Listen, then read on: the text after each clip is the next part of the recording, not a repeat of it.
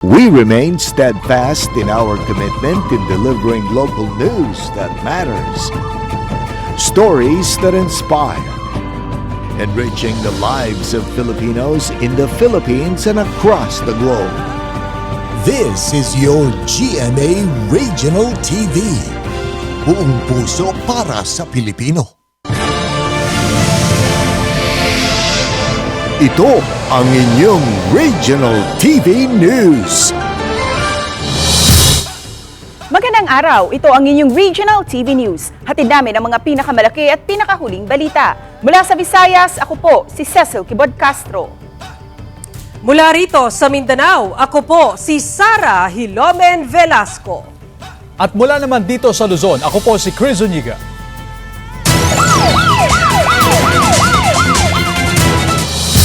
Nadiskubre ang dalawang bangkay ng lalaki sa loob ng dalawang drum na itinapon sa ilog sa bayan ng Labo, Camarines Norte.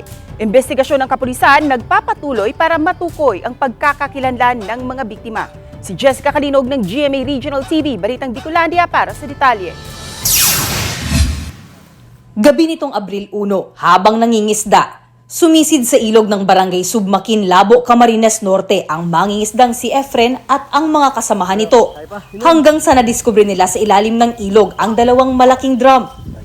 Abril 2, nang balikan ng mga ito ang mga drum para iahon sa ilog. Mabaho raw ang amoy na nagmumula sa mga ito. At nang tingnan ang itaas na bahagi ng drum, nakita ni na Efren ang tila tainga ng isang tao. Kaya agad na nag-report sa mga otoridad ang mga mangingisda. Naninisid po kami nung mga kasamahan ko po. Nagpunta po ako sa ibang tabit, nag-i-spot po ako. May na-spotan po akong drum.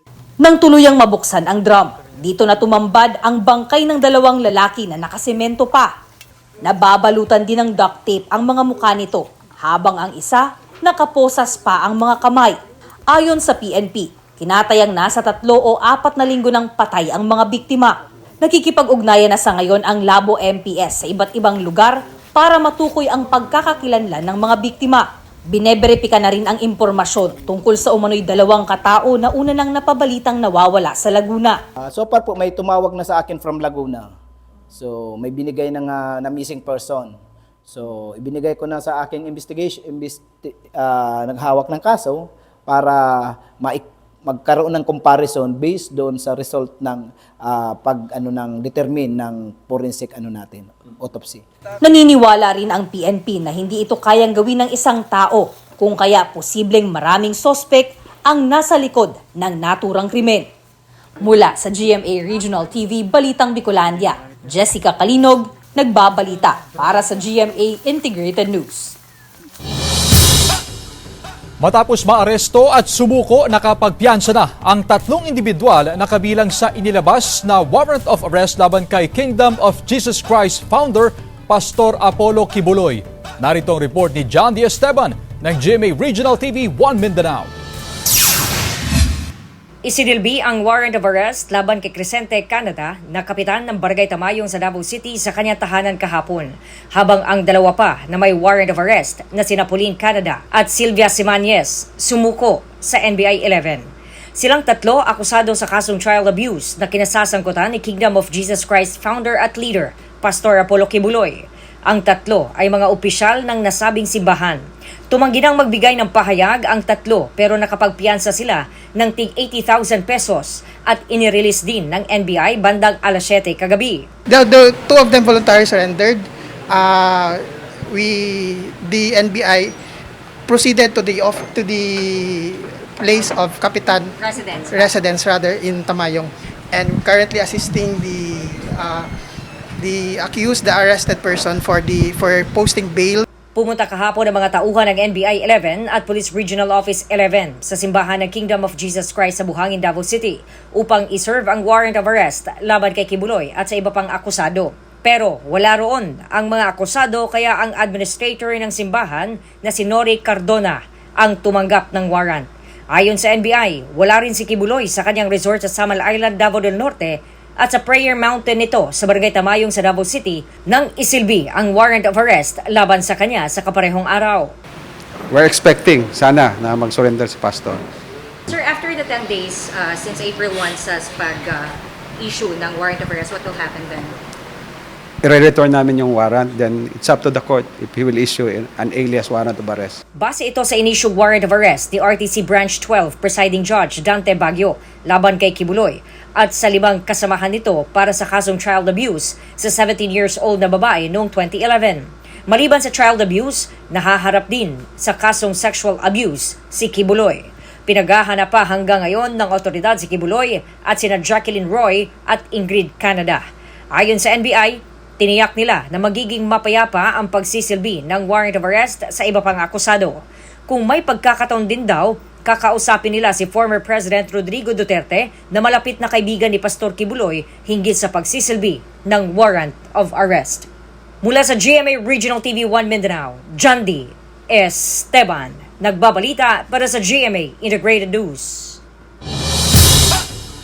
Nag-issue na ng suspension order ang Marina sa safety certificate ng 2 sasakyang pandagat na nagbanggaan sa Isla Verde sa Batangas City kahapon ng madaling araw. Ang detalye sa report ni Paul Hernandez ng GMA Regional TV Balitang Southern Tagalog. Wala mang namataang oil spill o pagtagas ng langis sa karagatan kung saan nangyari ang banggaan ng isang ro-ro vessel at barge sa Isla Verde sa Batangas City madaling araw kahapon. Tuloy pa rin ang investigasyon ng mga otoridad. Madaling araw, kadiliman, kaya nga ang titignan natin dyan is yung mga navigational lights, no? The technical issues of the ships. Kung meron bang kapabayaan or kung ano mga problema yung mga barko na yon. Sa official statement ng pamunuan ng ro-ro vessel, tiniyak nitong makikipagtulungan sila sa investigasyon. Habang ang Marina, nag-issue na ng suspension order sa safety certificate ng parehong sasakyang pandagat na sangkot sa insidente. Bukod sa pagkasira ng ro-ro vessel dahil sa banggaan, sugatan ng isang pasahero ng ro-ro na biyaheng Batangas-Calapan. Sa inisyal na impormasyon ng Philippine Coast Guard o PCG Southern Tagalog, lula ng barko ang hindi bababa sa 40 pasahero at mahigit 40 crew. Meron siyang abrasion and laceration sa muka, no? And sinalubong natin siya immediately pagdikit ng barko. He was taken to a hospital sa coordination na rin natin sa CDRMO ng Calapan City. Ang barge na nakasalpukan ng ro-ro patungo naman sa Semirara Island sa Antique, nakargado ng sako-sakong semento. Parehong nakadaong sa Calapan ang sasakyang pandagat na sangkot sa insidente. Mula sa GMA Regional TV, Balitang Southern Tagalog, Paul Hernandez, nagbabalita para sa GMA Integrated News. Sugatan ang mag-asawang sakay ng motorsiklo matapos na sumabit sa barbed wire na nasa gilid ng kalsada o nasa gitna ng kalsada sa bayan ng Tigaon, Camarines Sur. May detalye si Chris Novello ng GMA Regional TV Balitang Bicolandia. Ramdam pa na mag-asawang Ronnie at Glenda Carreras ng barangay Tinawagan sa bayan ng Tigaon, Camarines Sur ang sakit mula sa mga tinamong sugat sa iba't ibang bahagi ng kanilang katawan. Dahil habang sakay ng motorsiklo ang dalawa pasado alas 10 Linggo ng gabi, biglang sumabit ito sa barbed wire na nasa gitna ng kalsada ang sakop ng barangay Karaykayon sa parehong bayan. Hindi kang barbed wire, inoy. Kwento ng mag-asawa, pauwi na sana sila mula sa pamamasyal nang mangyari ang aksidente. Pagkahiling ko po na may nakaharang na tubo, nagminor na po ako. Pagpatukad ko po, pagtungas ko po kang motor, nahiling ko na po si barbed wire. Dahil ko na nakontrol si motor, taharanin na po kami. Naniniwala amang ito na sadyang inilagay sa gitna ng kalsada ang naturang barbed wire ng hindi pa nakikilalang individual. Kung ano to, naging perwisyo niya, haloy po bagan makaka-recover. Sa pagbuhay mi, na perwisyo niyang maray. At may mga estudyante kami nag-aasa sa mo. Nagpapatuloy naman ang investigasyon ng mga otoridad at 2 individual ang pininiwalaan ng barangay na nasa likod ng nasabing insidente. Dahil madilim daw ang bahaging ito ng kalsada sa nasabing lugar, ipababawal na muna ng barangay ang pagdaan ng mga motorista sa naturang kalsada, lalo na tuwing gabi para maiwasan ang kahalintulad na insidente. Mula sa GMA Regional TV Balitang Bicolandia, Chris Novello nagbabalita para sa GMA Integrated News. Muling lumitaw ang pinalubog na dating munisipyo at simbahan sa Pantabangan Dam dahil sa pagbaba ng antas ng tubig. Narito ang report ni CJ Torida ng GMA Regional TV 1 North Central Luzon. Sa drone footage, kita ang tila maliit na isla na lumitaw sa gitna ng dam. Ito ang mga guho ng lumang bayan ng Pantabangan, Nueva Ecija. 1970s nang palubugin ng bayan para bigyang daan ang konstruksyon ng ngayoy Pantabangan Dam. Sa bihirang pagkakataon, muling lumitaw ang istruktura ng dating munisipyo at simbahan. Ito'y dahil sa pagbaba ng antas ng tubig ng Pantabangan Dam. Bukod sa paglitaw ng lumang istruktura, pagkakataon din ito para sa mga magsasaka gaya ni Junior na tinatamnan ng kalabasa at pakwan ang lumitaw na bahagi ng lupa ng dam. Sa ngayon, negative 44.67 meters above sea level ang antas ng tubig ng dam. Dahil sa pagbaba ng tubig sa Pantabangan, may mga inilatag ng programa ang NIA o PRIIS para hindi maapektuhan ang patubig. Kung pagpapatuloy-tuloy po yung ating pagbaba ng ating elevation ay meron naman po kami nakaantabay na programa para po sa cloud seeding na kung saan ay makakapagdadagdag ng patubig mula po sa buwan ng Abril hanggang matatapos po ito ng Hunyo. Instant attraction ang paglitaw ng dating bayan ng Pantabangan. Pwede itong picturean pero mahigpit na ipinagbabawal ng LGU ang paglapit sa lugar. Mula sa GMA Regional TV 1 North Central Luzon, CJ Torida nagbabalita para sa GMA Integrated News.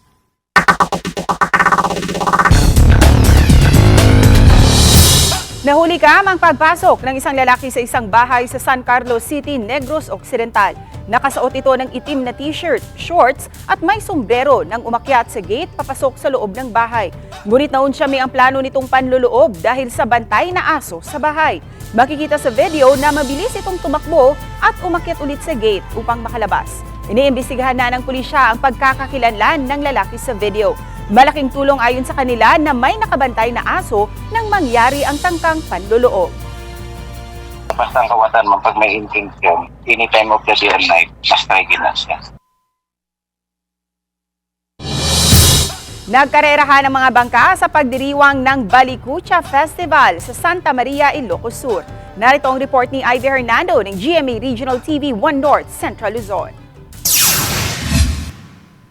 3 bangka ang naglaban-laban sa kampyonato sa naganap na bangkaton ng Santa Maria, Ilocos Sur.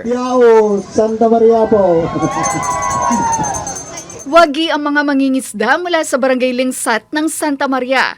Si Alan 3 dekada na raw nakikibahagi sa mga bangkarera sa iba't ibang panig ng bansa. Nasyat mo dahil nga narami daw pa ayam tapno at naramid mo nga kuti ayam ni bilogon nga mga alap. To empower yung ating mga fishermen at may promote na rin itong kagandahan ng ating coastal communities. Ang bangkaton ay bahagi ng Agricultural and Fishery Day ng Balikucha Festival ng Santa Maria. Ang Balikucha ang siyang one town one product ng bayan. Pangunahing sangkap sa paggawa nito ang katas ng sugarcane o tubo.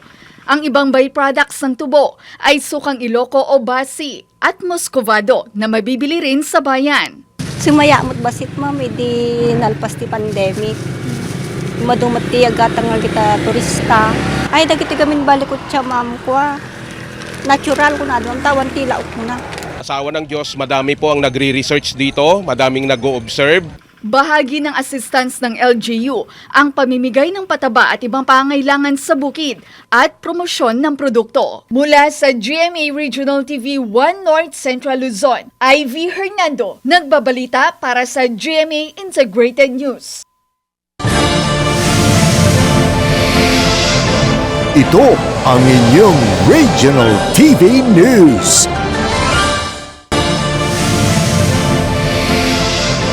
Ito ang inyong Regional TV News.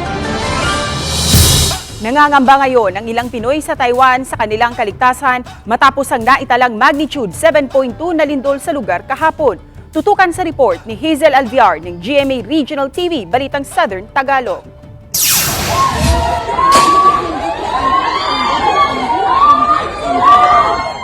7:58 ng umaga kahapon nang yanigin ng magnitude 7.2 na lindol ang Taiwan. Ang mga factory worker na ito sa Taiwan District agad pumailalim sa mesa. Naitala sa Hualien City ang epicenter ng lindol. Malakas na pagyanig din ang naramdaman ng mga tubong Batangas na sina Mark, Alvin at Ronnie na factory workers sa New Taipei, Taiwan. Bagamat may pangamba sa mga aftershock, tiniyak nila sa kanilang pamilya sa Pilipinas na ligtas sila ngayon. Mahina muna po nagsimula. Tapos hindi po nawawala, dire-diretso sa palakas po ng palakas. Natataranta na po yung mga tao. Parang nakasaya ko sa bangka na inuuga. Sa pamilya ko dito sa Pilipinas, pag po kayong magdala, okay naman po kami dito.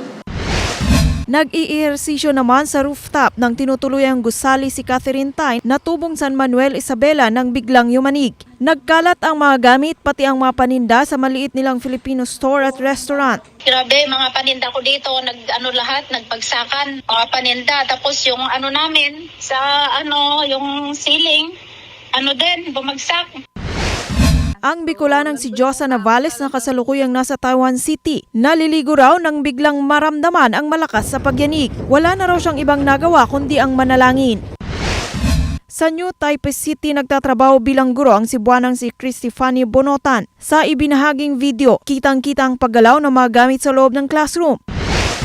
Sa New Taipei pa rin, sa pulsa CCTV ang pag-uga at pagkahulog ng mga kagamitan ng OFW mula Davao Oriental na si Kent Hamandre. Sa isa pang video, makikita ang isa pang gusali sa Wallen City na halos matumba na matapos gumuho ang pundasyon nito. Ayon kay Kent, papunta na sana siya sa pinagtatrabahong paaralan ng Lumindol. Lami kayo mudagan sa kalsada kay since ang kalsada is plain man siya, wala yung mga buildings, layo sa buildings.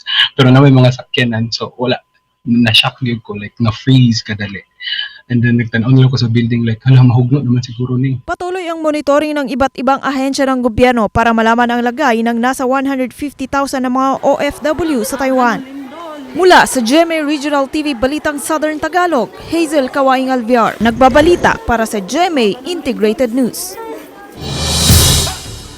Samantala, ininspeksyon ng mga opisyal ng DENR ang Mount Apo Natural Park sa Davao del Sur. Sa inisyal na evaluation ng ahensya, nasa mahigit 70 establishmento ang naitayo sa loob ng protected area, kung saan mahigit sa 50 sa mga ito ang walang kaukulang dokumento. Narito ang unang bahagi ng RTV Presents ni Argil Relator ng GMA Regional TV 1 Mindanao. Mismo si DENR Secretary Maria Antonia Yuloloizaga ang personal na bumisita sa Barangay Kapatagan, Digos City at Barangay Managa, Bansalan, Davao del Sur upang alamin ang kondisyon ng Mount Apo Natural Park. Ito'y matapos mai-report na may mga istruktura na itinayo sa protected area. Well, as we have observed, there are areas that have already some settlements, and some developments are present. Sa inisyal na datos ng DENR, may 76 na establishmento ang itinayo sa multiple use zone o protected area ng Mount Apo Natural Park. 3 sa mga ito ang fully compliant o nakakompleto sa kinakailangang clearance mula sa Protected Area Management Board o PAMB, Environmental Compliance Certificate o ECC at Special Use Agreements in Protected Areas o SAPA. 6 ang may PAMB clearance at ECC, 34 ang mayroong PAMB clearance at 53 naman ang walang kaukulang dokumento mula sa DENR. 2 Highland Resorts na may PAMB clearance at ECC ang ininspeksyon ni Secretary Loizaga kasama sina Presidential Assistant for Eastern Mindanao, Secretary Leo Magno at Senator Bato de la Rosa. Inalam nila ang mga naitayong development sa lugar. Ayon sa opisyal ng isa sa mga binisitang resort, pinoproseso na nila ang pagkuha ng SAPA upang makumpleto ang kanilang mga dokumento. Yes, we welcome talaga itong investigation sa Senado. I think it's due time para makita talaga ano ba talaga yung sitwasyon dito sa Mount Apo National Park. We'll go through an evaluation process and they will be given possibly a period to address their compliance. Mula sa GMA Regional TV 1 Mindanao, Argil Relator, nagbabalita para sa GMA Integrated News. Sa kabila ng mainit na panahon na epekto ng nararanasang El Nino, iba't ibang sports activities sa Provincial Sports Meet sa Bacolod City nagpapatuloy pero may ilang pagbabago sa oras ng mga palaro. May detalye live si Adrian Prietos ng GMA Regional TV 1 Western Visayas. Adrian?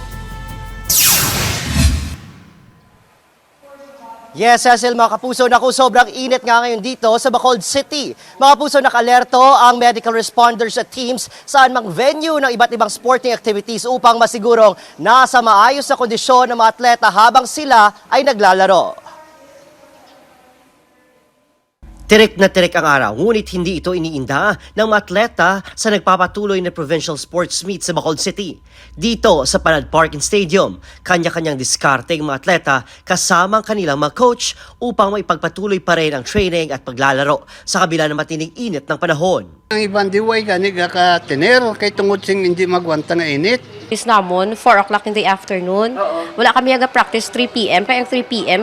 init pag siya katama i-practice. Mga yelo naman na ginagawang cold compress ang nagsisilbing pananggalang sa init ng ilang atleta. Nag-prepare kami sang ice para nga cold compress mga bata. Well, I tried to keep calm and I tried to stay under the shed so that I don't have like a heat stroke or just stay tired. I just need to stay in the shade so that I can just have my energy. Maaga na ring sinisimula ng lahat ng sports activities upang maaga ding matapos at hindi maabutan ng matinding sikat ng araw ang mga atleta. Ginsuguran ginya alas 6 ang aga, kaging tapos alas 9, kag i-resume naman karon sa hapon mga 3 o'clock. Ang gina-prioritize ang health kag safety sa mga bata. Mahigpit din ang ginagawang monitoring ng organizing committee sa sitwasyon ng mga atleta. Inaabisuhan din ang game facilitators na maaari silang magkansela ng sporting events kung kinakailangan. Kabaluman na sila kung diin kita asta nga mag-untat kag hindi. Kay ang indicator sa aton head index ara man perme. So if they have seen that it is very dangerous, then definitely they should have to stop it. Sa ikatlong araw ng mga palaro, hindi maiwasan na may mga atletang nakakaranas ng heat exhaustion at may ilan ding nahihirapan sa paghinga. Pinaghahandaan din ang posibleng nosebleeding na uso ngayong tag-init. Ang kakatabo da is gadilate ang blood vessels sa ilong. So, ipa-cool down tang lawas ta. So, ang himuon ta, mainom ta, hydration. So, water is not enough. And then, para ma-cool down pag ang aton nga body, i-ice ta ang aton mga liog, mga ilok, kag noo.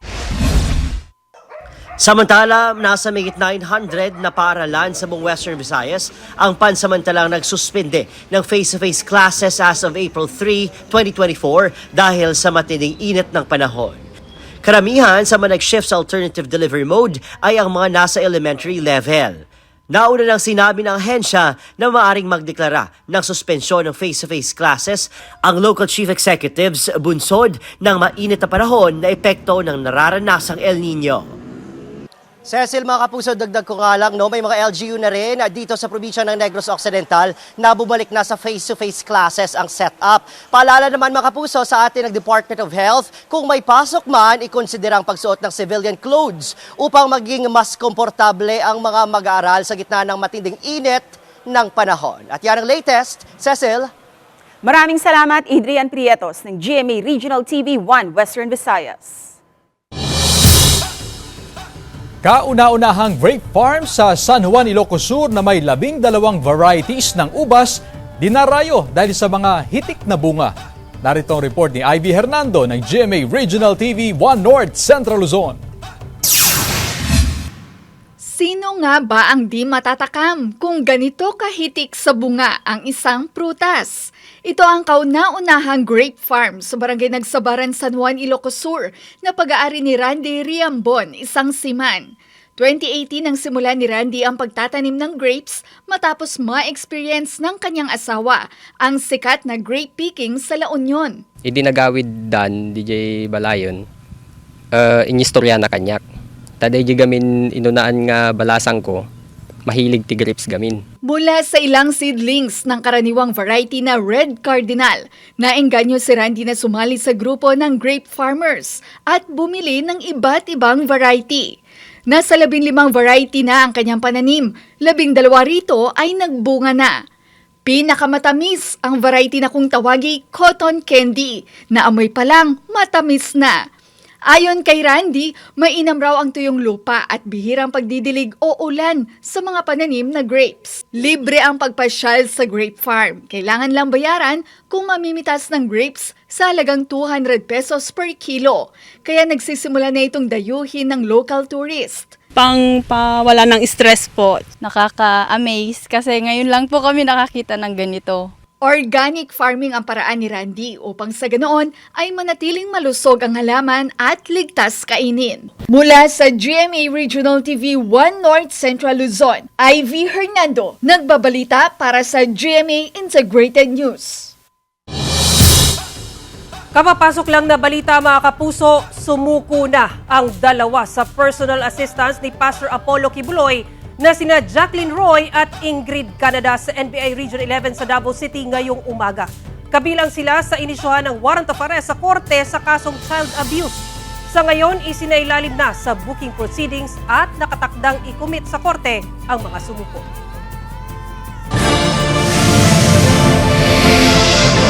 Ito ang inyong Regional TV News. Ito ang inyong Regional TV News. Halos hindi na makilala ang natagpoang kalansay ng tao sa ilog na sakop ng Barangay Dayapan sa Ibaan, Batangas mag-aalas 4 ng hapon nitong Martes. Ayon sa pulisya, isang mangingisda ang nakakita sa kalansay. Positibong kinilala ng mga kaanak ang kalansay dahil sa suot nitong damit at suot na relo. Kinilala ang biktima na si Loreto Ramos, 73 taong gulang at residente ng nasabing barangay. March 15 na paulat na nawawala ang biktima. Tanggap na raw ng pamilya na aksidente ang nangyari sa kaanak. Agad na ring inilibing ang mga labi nito.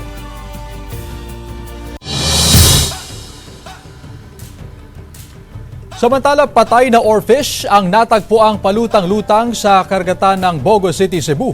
Ang patay na oarfish ay kasama sa mga nalambat ng dalawang mangingisda nitong madaling araw ng Martes. Ayon kay Brenheng Kaayon, may-ari ng pump boat na ginamit sa pangingisda, tinawag siya ng mga mangingisda na nagbigay alam sa kanya na may nalambat na dambuhalang isda. Dahil hindi pamilyar sa klase ng isda, dinala ito sa baybayin at dito napag-alaman na isa itong oarfish. Sa kanilang pagsusuri, may bigat na 15 kilos at may habang 1.5 meters ang nasabing isda. May nakitang sugat sa iba't ibang bahagi ng oarfish na posibleng sanhi ng pagkamatay nito. Inamin naman ni Kaayon na ginawang ulam ng mga mangingisda ang nakuhang oarfish.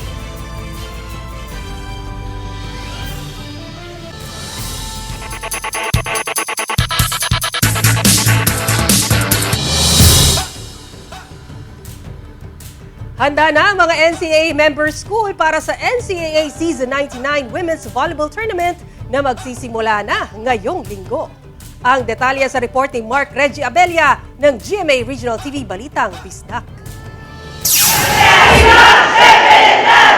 Letran Lady Knights, Perpetual Lady Altas, LPU Lady Pirates at JRU Lady Bombers handa na para sa NCAA Season 99 Women's Volleyball Tournament na magsisimula ngayong linggo, April 7. Sabik nang bumalik sa court ang mga miyembro ng Perpetual Lady Altas, nabitin kasi ang kanilang kampanya noong Season 98 nang ma-eliminate sila sa semifinals. Kaya naman gustong-gusto nilang makabalik sa Final Four at tumuloy-tuloy na hanggang finals. Kung ano kami nung last season, 98, is yung energy namin papuntang NCAA Season 99 is mas dik-dik kami pumasok ng Final Four. Bagong season, bagong coach naman para sa Letran Lady Knights, pero bigating coach naman. Si Coach O. Oliver Almandro ay tanyag na coach sa collegiate and professional leagues, pero maraming di nakakaalam na player siya ng Letran Men's Volleyball Team noong dekada 90. During those time kasi na panahon namin, hard work ang puhunan talaga. No extrinsic motivation. All hard work like us. Tagang we work our way up. So we want our players not to be extrinsically motivated. We want them to make their own hugot ba? Motivation in themselves. And for the love of the school and for the love of their family. No more, no less. Ang Season 98 Finals naman na LPU Lady Pirates, puspusan na ang paghahanda para sa darating na Season 99. Maganda yung naging off-season namin, yung preparation namin for this incoming NCAA. Chemistry din ang tinatrabaho ng JRU Lady Bombers papasok sa Season 99. Pero makakamit daw nila ito, daanin na lang sa tiyaga. Hindi naman po on the spot na bibuild ang chemistry ng isang team. Parang everyday po yan binibuild and then nakikinig lang po kami kung ano po yung sinasabi po ni Coach. Ilang tulog na lang bakbakan na sa volleyball court Abangan ang NCAA Season 99 Indoor Volleyball Tournament sa darating na linggo, April 7, live sa GTV, alas 12 ng tanghali. Mula sa GMA Regional TV Balitang Bisdak, Mark Regiabella, nagbabalita para sa GMA Integrated News. Samantala, mapapanood niyo po ang episode na ito sa official website ng GMA Regional TV, www.gmaregionaltv.com. Pwede rin kayong bumisita sa aming official YouTube channel, GMA Regional TV, at i-click ang subscribe button para sa pinakamainit na balita mula sa mga rehiyon. Nais naming pasalamatan ang mga kapuso sa iba't ibang panig ng Pilipinas, maging ang mga kapuso natin abroad. Dahil sa GMA Regional TV, local news matters. Kami ang Regional TV News, buong pwersa para sa mas malaking misyon at mas malawak na paglilingkod sa bayan.